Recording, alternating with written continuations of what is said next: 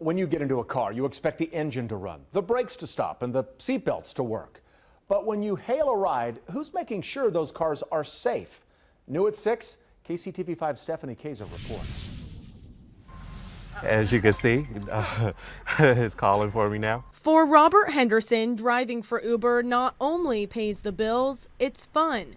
I love people and I love to drive. And like thousands of other ride-hailing drivers, Henderson had to be cleared to drive. It's pretty simple. We looked into what regulations Uber and Lyft drivers and their cars go through before hitting the road.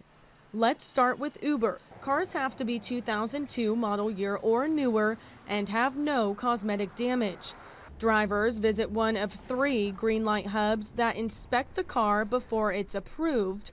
We asked the company what they're specifically looking for, but Uber wouldn't tell us. They would only say that they comply with all current Kansas City regulations. Some drivers claim they're anything but strict, not at all similar to the state inspection. Honestly, with the vehicle inspection, they didn't do, to be honest, they didn't do all of that. They did, maybe they should be doing that. They just did a walk around and basically just a walk around. Lyft cars can't be older than 2005, and a mechanic has to do a 19-point inspection, very similar to what most Missouri drivers do every year. Is there anything that's different or stands out to you? No, not really. I mean, they're asking to check out the same types of things. We asked Tim Cooley of AMCO and Lee's Summit to look over Lyft's requirements. So you would say a Lyft car is a safe car then? I would think so. But who's responsible for a wreck? And what if you're injured?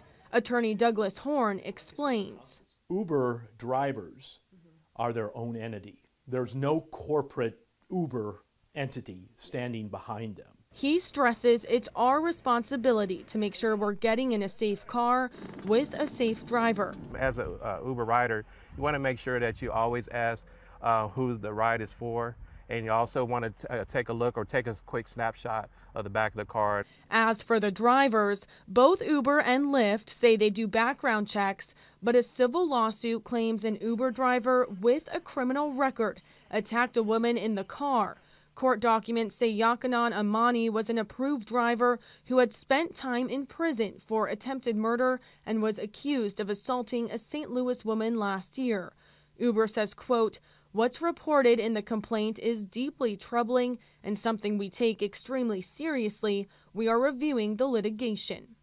Uber driver Henderson says he always makes sure his passengers know he's legit and they feel safe. I had to actually create a sign that says, you know, who I am so that I could be identified.